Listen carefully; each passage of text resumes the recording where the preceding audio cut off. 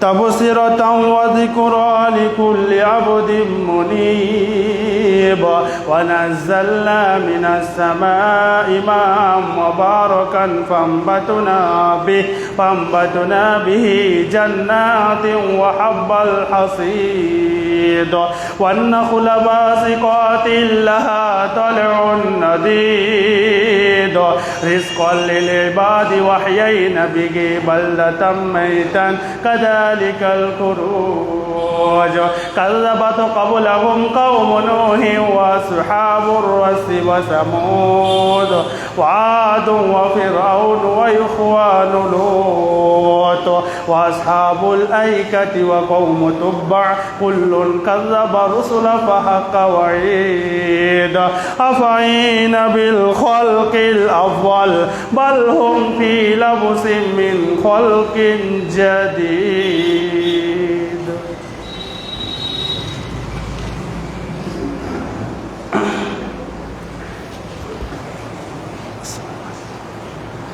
إن الحمد لله وحده والصلاة والسلام على من لا نبي بعد وبعد فقد أرشد الباري في محكم تنزيله بعد فأعوذ بالله من الشيطان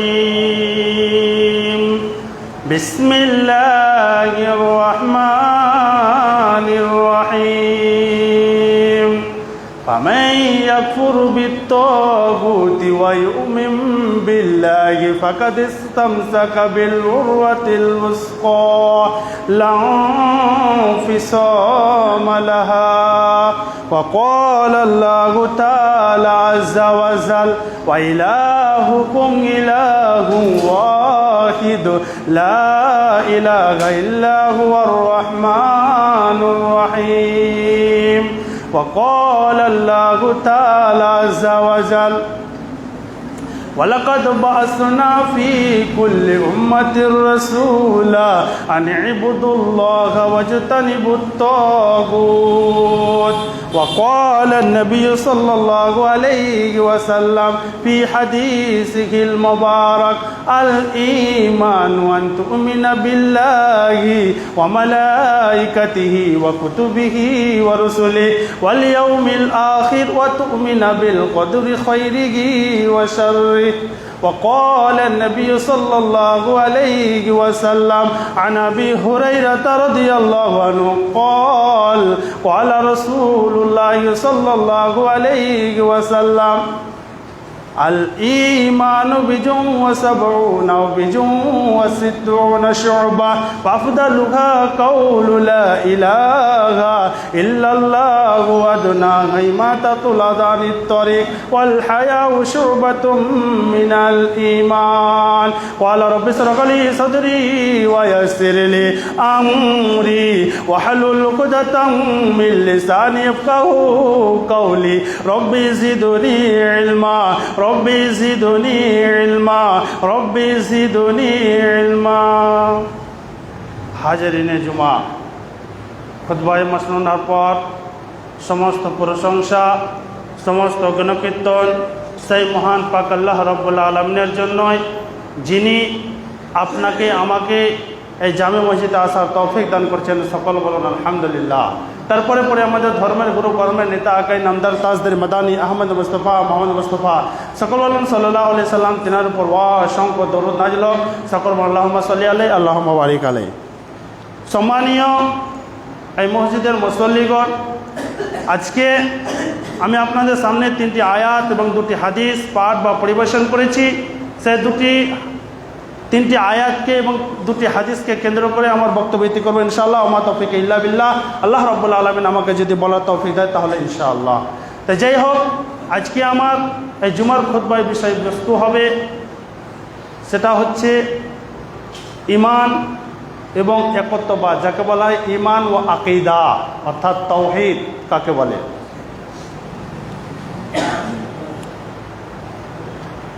ঈমান ঈমান শব্দের শাব্দিক অর্থ হচ্ছে নিশ্চিন্ত করা ও নিরাপদ করা ও বিশ্বাস করা। আর এই ব্যাপারে আমাদের শেষ লিডার, আমাদের শেষ ইমাম জনাবে মুহাম্মদুর রাসূলুল্লাহ সাল্লাল্লাহু আলাইহি সাল্লাম তিনি বলছেন, আল ঈমানু আন তুমিনা বিল্লাহি ওয়া মালাইকাতিহি ওয়া কুতুবিহি ওয়া রুসুলিহি ওয়াল ইয়াউমিল আখির ওয়া তুমিনা বিল কদরি খাইরিহি ওয়া শাররিহি। রাসূল সাল্লাল্লাহু আলাইহি সাল্লাম তিনি বলছেন যে আল ঈমানু, রাসূল সাল্লাল্লাহু আলাইহি সাল্লাম তিনি বলছেন যে 6টি বিষয়ের উপর বিশ্বাস রাখার নাম হচ্ছে ঈমান। 1 নম্বর হচ্ছে আল ঈমান ওয়া তুমিনা বিল্লাহ, অর্থাৎ আল্লাহর প্রতি আপনাকে আমাকে ঈমান আনতে হবে, বিশ্বাস রাখতে হবে। ওয়া মালাইকাতিহি, ফেরেশতাদের প্রতি বিশ্বাস রাখতে হবে, ঈমান আনতে হবে। ওয়া কুতুবি, এবং কিতাব সমূহের প্রতি। ওয়া রুসুলি, এবং রসুলদের প্রতি। ওয়া তুমিনা ওয়া রুসুলি ওয়া কুতুবিহি ওয়া রুসুলি ওয়াল ইয়াউমিল আখির, এবং পরকালের প্রতি আপনাকে আমাকে 5 নম্বর হচ্ছে ওয়া পরকালের প্রতি এবং আপনাকে আমাকে করতে হবে ঈমান আনতে হবে, বিশ্বাস করতে হবে পরকালকে। ওয়া তুমিনা বিল কদরি খাইরিহি ওয়া শাররিহি, আমার আপনার তাকদীরে, আমার আপনার ভাগ্যতে কি লেখা আছে, ভালো না মন্দ, এই বিষয়টার উপরেও আপনাকে আমাকে কী করতে হবে, বিশ্বাস রাখতে হবে এবং ঈমান রাখতে হবে। তাই আমাদের শেষ নবী জনাবে মুহাম্মদুর রাসূলুল্লাহ সাল্লাল্লাহু আলাইহি সাল্লাম তিনি বলছেন যে ইকরার বিল লিসান ওয়া তাসদীক বিল জিনান ওয়া আমালু বিল আরকান, যে কোনো কাজের ভিত হচ্ছে, পিলার হচ্ছে, জড় হচ্ছে, গোড়া হচ্ছে অন্তরের বিশ্বাস। কেন? পৃথিবীতে যে কোনো আমি আপনি কাজ করি না কেন, অন্তরের বিশ্বাস যদি না জন্মায়, রাসূল সাল্লাল্লাহু আলাইহি সাল্লাম বলছেন যে অন্তরের বিশ্বাস যদি না জন্মায় তাহলে সে কাজটা করতে উৎসাহিত এবং অনুপ্রাণিত মনোযোগ সহকারে সেটা হতে পারে না। আমার আপনার যদি অন্তরটা যদি সঠিক হয়ে যায় তাহলে সমস্ত কিছু, অর্থাৎ যাকে তাওহীদ, আমার আপনার ঈমান যদি সঠিক হয়ে যায় তাহলে সমস্ত কিছু সঠিক হয়ে যাবে। অতএব আমার আপনার সর্বপ্রথম যেটা সঠিক করার দায়িত্ব সেটা হচ্ছে আপন নিজের তাওহীদের প্রতি অটল থাকা।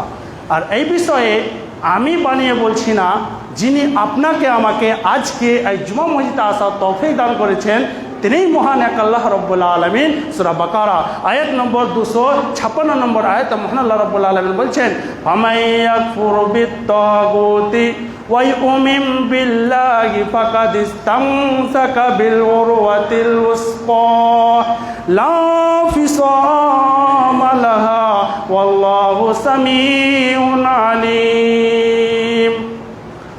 ফামাইয়াকফুর বিত-তাগুত, মহান আল্লাহ রাব্বুল আলামিন সূরা বাকারা 256 নম্বর আয়াতে বলছেন যে কোনো মানুষ যদি, কোনো ব্যক্তি যদি আল্লাহ ছাড়া, অর্থাৎ আল্লাহকে বাদ দিয়ে, আল্লাহ ছাড়া অন্য কোনো মাবুদকে, অন্য কোনো রবকে যে দিন করতে পারে না, রাত করতে পারে না, যে আল্লাহটা মানে আল্লাহ ছাড়া বাদ দিয়ে, মানে আল্লাহকে বাদ দিয়ে অন্য আল্লাহকে যদি কেউ যদি অস্বীকার করে, অর্থাৎ যে আল্লাহ কোনো রাত দিতে পারে না, দিন দিতে পারে না, এবং সোমবার থেকে যে বৃষ্টি বর্ষণ হচ্ছে আজ পর্যন্ত বৃষ্টি বন্ধ করার তার কোনো ক্ষমতা নাই, ওই জিনিসগুলোকে কেউ যদি অস্বীকার করে, ওই মাবুদগুলোকে যদি অস্বীকার করে, ওই রবগুলোকে যদি অস্বীকার করে, তাহলে সেই ব্যক্তি বা লোকটা এমন এক আল্লাহ তাআলার রজ্জুকে বা রশ্মিকে বা পিলারকে কামড়ে ধরলো যেটা আমার আপনার ভাঙবার নয়। অতএব আপনাকে আমাকে কি করতে হবে, আল্লাহর প্রতি যদি তাওহীদ একত্ববাদ হতে হয় তাহলে আল্লাহ রাব্বুল আলামিনের কথাকে মাড়ির দাঁতের মতো কামড়ে ধরতে হবে। আপনাকে আমাকে সেই পিপিলিকা চাকের মতন আপনাকে আমাকে কী করতে হবে, আল্লাহর রজ্জুকে কামড়ে ধরতে হবে, টাইট করে ধরতে হবে। আপনাকে আমাকে যদি আল্লাহর কথা মানতে হয়, পিলার যেমন দাঁড়িয়ে আছে ওই রকম আল্লাহ রাব্বুল আলামিনের কথার প্রতি অটল থাকতে হবে, তবেই আমার আপনার কথা কি হবে, আল্লাহ তাআলা কবুল করবে, তবেই আল্লাহ রাব্বুল আলামিন আমার কথা, আপনার কথা তথা সারা বিশ্বের মানব জাতির কথা আল্লাহ তাআলা শুনে নেবে। অতএব আপনার আমার উচিত হবে যে আল্লাহ রাব্বুল আলামিন যা বলছে, যেভাবে বলছে সেই কথা আপনাকে আমাকে মেনে নেওয়া। সম্মানীয় এই মসজিদের মুসল্লিগণ, তারপরে ইমানের ব্যাপারে আমাদের শেষ নবী জনাবে মুহাম্মদুর রাসূলুল্লাহ সাল্লাল্লাহু আলাইহি সাল্লাম তিনি বলছেন, আন আবি হুরায়রা রাদিয়াল্লাহু আনহু قال قال رسول الله صلى الله عليه وسلم الإيمان بضع وسبعون شعبة فأفضلها قول لا إله إلا الله وأدناها إماطة الأذى عن الطريق والحياء شعبة من الإيمان। রাসূল সাল্লাল্লাহু আলাইহি সাল্লাম তিনি বলছেন, ইমানের ফাংড়ি হচ্ছে, ইমানের ডাল হচ্ছে, ইমানের শাখা হচ্ছে, ইমানের সিঁড়ি হচ্ছে ৭৭টি। কত? ৭৭টি, মানে ৭ আর 0 ৭৭টি। এই ৭৭টির মধ্যে সবচাইতে উত্তম কালেমা হচ্ছে, সবচাইতে বেটার কালেমা হচ্ছে, সবচাইতে ভালো কালেমা হচ্ছে কালেমা লা ইলাহা ইল্লাল্লাহ, মুখে বলা। এটা হচ্ছে সবচাইতে ইমানের মধ্যে সবচাইতে জোরদার ইমানের অঙ্গের মধ্যে সবচাইতে ভালো ইমান। অতএব আপনাকে আমাকে লা ইলাহা ইল্লাল্লাহ বলতে হবে। এবং সবচাইতে নিম্ন দরজার ইমান হচ্ছে রাস্তা থেকে কোনো কষ্টদায়ক জিনিসকে সরিয়ে দেওয়া। কষ্টদায়ক কী কী জিনিস? কাঁচ পড়ে আছে, কাঁটা পড়ে আছে, পেরেক পড়ে আছে, ঢেল পড়ে আছে, কোনো মানুষের ক্ষতি হবে ওই জিনিসটাকে হটিয়ে দেওয়া। এটাই হচ্ছে ইমানের সবচাইতে কমজোর দরজা বা নাম্বার।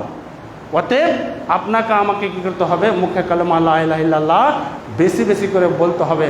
আমি আপনি ভেবেছি যে লা ইলাহা ইল্লাল্লাহ যারা মিসকিন ফকির যারা চাইতে আসে তারাই বলে, কিন্তু আমি আপনি যদি যে সেই হাদিসটি জানি যে রাসূলুল্লাহ সাল্লাল্লাহু আলাইহি সাল্লাম তিনি বলেছেন, সারা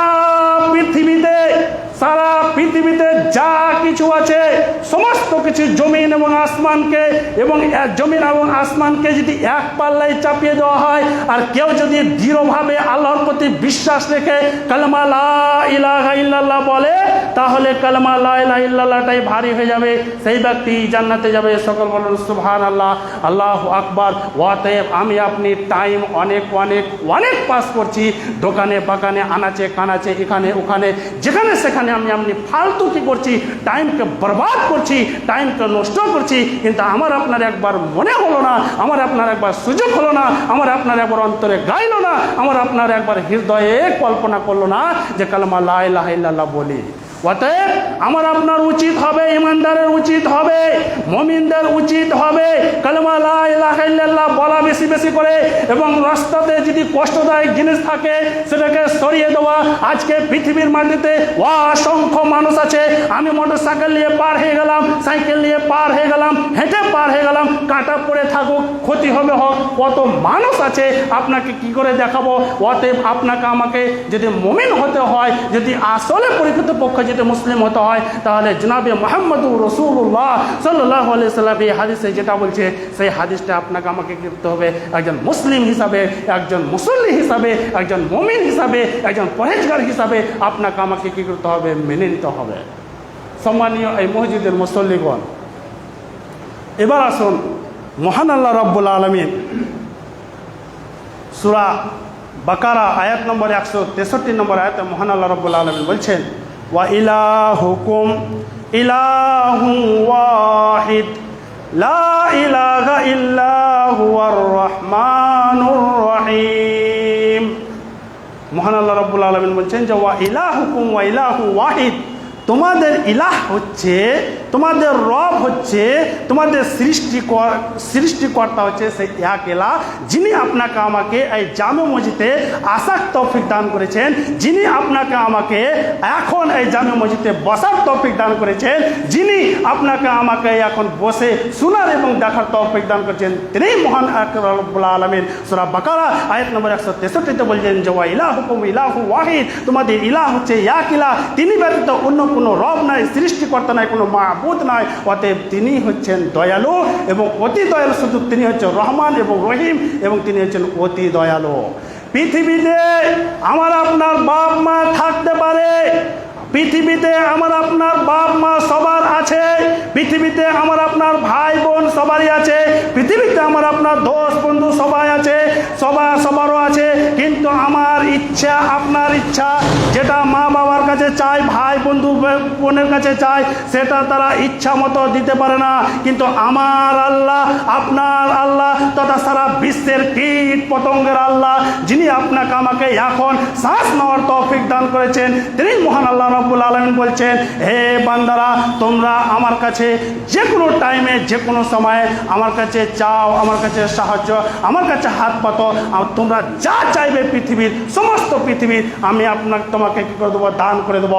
আজকে আমি আপনি আফসোস করছি যে মুকেশ আম্বানি এত কোটি টাকা, অমুক হিরো এত টাকা, অমুক ক্রিকেটার এত টাকার মালিক, কিন্তু আমি আপনি নিজেই যে এক হিরো রয়েছি, কোনোদিন আমি আপনি আল্লাহর কাছে চাইতে জানিনি। আল্লাহ রাব্বুল আলামিনের কাছে আমি আপনি চাই না, তাদের চাইতে আমি আপনি হয়তো বড় লোক হয়ে যাব।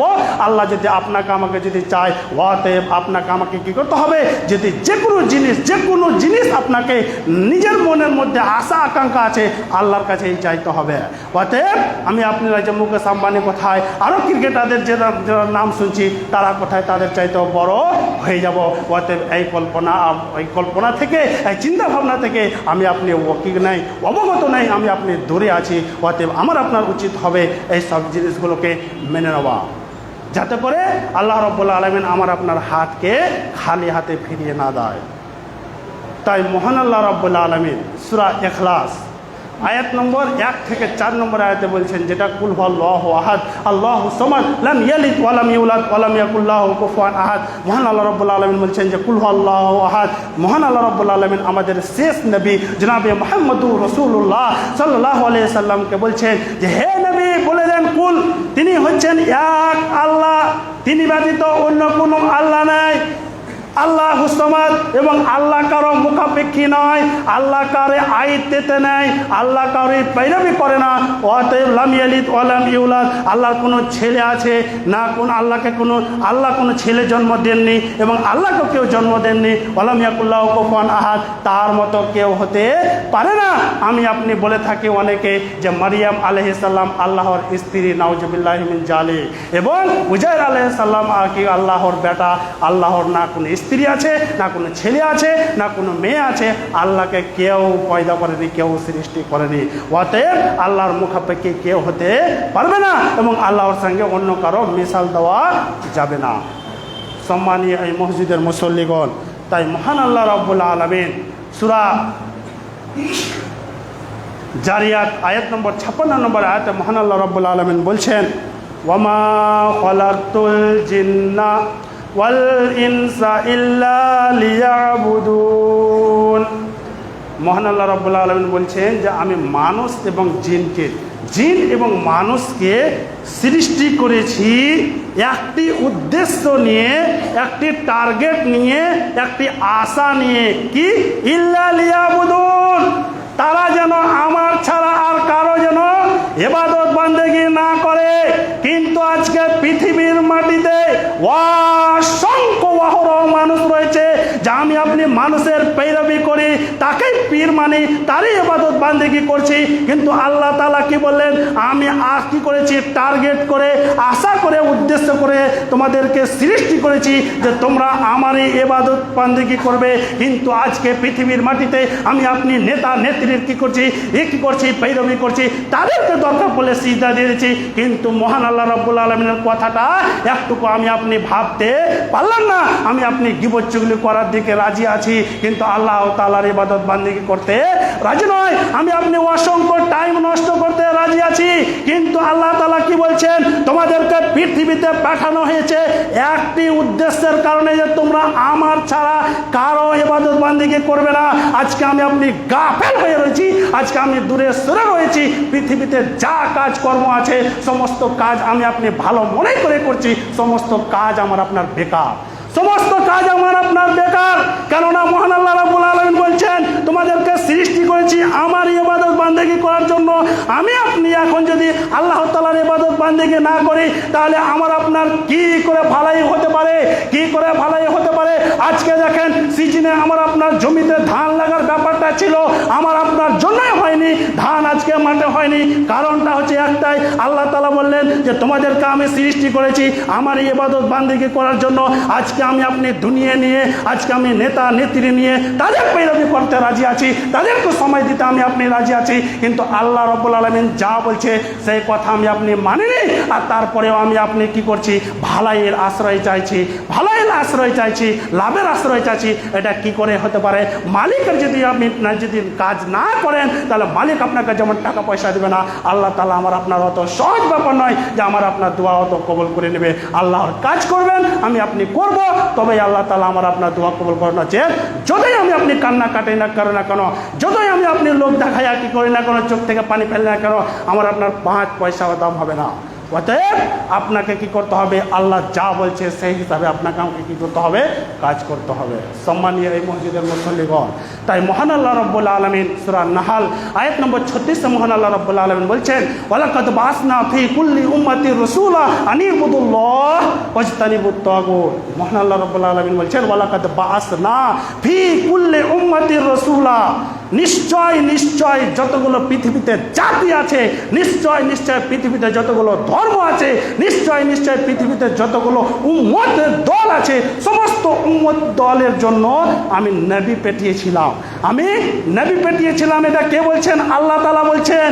আমাদের ধর্মের জন্য খালি নবী রাসূল আসেনি। আমরা মুসলমানরা ভাবি যে আমাদের দলের জন্য শুধু পাঠিয়েছে, না।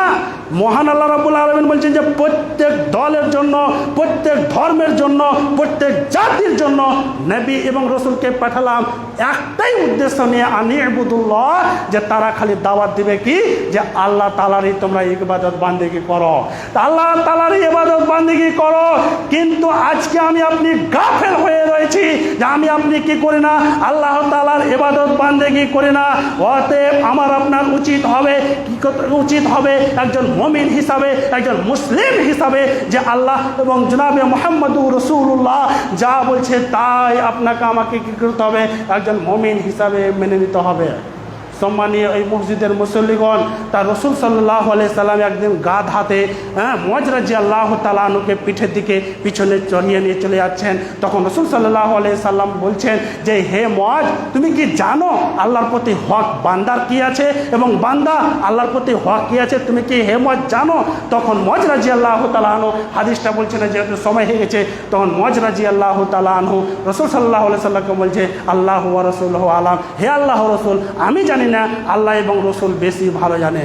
তখন রাসূল সাল্লাল্লাহু আলাইহি সাল্লাম তিনি বললেন যে, হে মুআজ, তুমি শোনো, আল্লাহর প্রতি বান্দার হক হচ্ছে যে তোমরা আল্লাহরই ইবাদত বান্দেগি করবে, তার সঙ্গে কাউকে শরীক করবে না। এটাই হচ্ছে বান্দার আল্লাহর প্রতি হক। এবং আল্লাহর প্রতি, আল্লাহর হক হচ্ছে বান্দার প্রতি কি, যে যখন আমি আপনি ইবাদত বান্দেগি করব তখন আল্লাহ তাআলা আমার আপনার উপরে আযাব দিবে না। সকল বলুন সুবহানাল্লাহ, আল্লাহু আকবার। তাহলে আমি আপনি ভালো করব, তেমনি না আল্লাহ তাআলা আমার আপনার উপরে দয়া মায়া করবে, দয়া মায়া দিবে। তখন মুআজ রাদিয়াল্লাহু তাআলা আনহু বলছেন, হে আল্লাহর রাসূল, আফালা আবাশশিরুন নাস, এই কথাটা কি লোকেদেরকে জানিয়ে দেবো যে আল্লাহর যেটি মানে বান্দার হক কি এবং বান্দার হক আল্লাহর উপরে কি এবং বান্দার আল্লাহর উপরে হক কি এবং আল্লাহর উপরে বান্দার হক কি, কথাটাকে মানুষকে জানিয়ে দেবো? তখন রাসূল সাল্লাল্লাহু আলাইহি সাল্লাম বললেন যে, লা ফালা তুবাশশিরুহুম ফায়াত্তাকিলুন। রাসূল সাল্লাল্লাহু আলাইহি সাল্লাম বললেন, না, তোমরা জানিয়ে দিও না এই কথাটা। কেন? এই কথাটা মানুষ জেনে নেবে আর জানার পরে ইবাদত বান্দেগি করবে না, এই কথাটার উপরেই ভরসা করে থেকে যাবে। অতএব তুমি জানেও না এই কথাটার প্রতি, এই কথাটা তুমি জানেও না, তারা ইবাদত বান্দেগি কমিয়ে দেবে। তাই পরিশেষে একটা আয়াত বলে আমার বক্তব্য ইতি করছি। মহান আল্লাহ রাব্বুল আলামিন সূরা আনাম আয়াত নম্বর 82-তে মহান আল্লাহ রাব্বুল আলামিন বলছেন, আল্লাযীনা আমানু ঈমানাহুম বিজুলমিন উলাইকা লাহুমুল আম ওয়া হুম মুহতাদুন। মহান আল্লাহ রাব্বুল আলামিন বলছেন যে, আল্লাযীনা আমানু ওয়া লাম ইয়ালবিসু, যারা তোমরা ঈমান এনেছো, কার প্রতি? আল্লাহর প্রতি।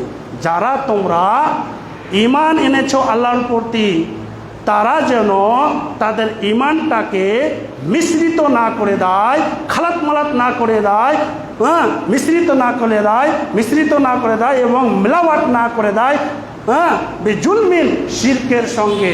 অর্থাৎ আমরা যারা ঈমান এনেছি, যাতে করে আমাদের ঈমানটা শিরকের সাথে মিলিত না হয়ে যায়। আর শিরকের সঙ্গে যদি মিলিত না হয়, তার জন্য ওয়াফা মহান আল্লাহ রাব্বুল আলামিন বলছেন উলাইকা লাহুমুল আম, তারা যদি শিরকের সাথে আমাকে তাদের ঈমানটা যদি মিশ্রিত না করে, উলাইকা লাহুমুল আম, তাদের জন্য হচ্ছে শুধু আরাম আর আরাম, চেন আর চুকুন, শান্তি আর শান্তি, তারা আরামের সঙ্গে থাকবে। ওয়াহুম মুহতাদুন, এবং তারা নিরাপত্তা অবস্থায় থাকবে, তাদের কোনো ক্ষতি হবে না, তাদের নো টেনশন নো প্রবলেম হিসাবে তারা কি করবে, বসবাস করবে। তাই পরিশেষে আল্লাহ রাব্বুল আলামিনের কাছে কামনা করি যে আল্লাহ রাব্বুল আলামিন আমাদের সকল মুসলমান ভাই বাবাজিকে যেন, এবং এই জামে মসজিদে যতগুলো লোক এতক্ষণ পর্যন্ত আল্লাহ এবং জনাবে মুহাম্মদুর রাসূলুল্লাহ সাল্লাল্লাহু আলাইহি সাল্লামের কথা এবং বাণী যে শুনলাম, সে কথার প্রতি জানার, সেই কথাগুলোর জানার চাইতে, শোনার চাইতে আমরা যেন বেশি বেশি করে আল্লাহ রাব্বুল আলামিন আমাদেরকে যেন আমল করার তৌফিক দান করেন। সকলে বলেন আমিন। আউযু বিল্লাহি মিনাশ শাইতানির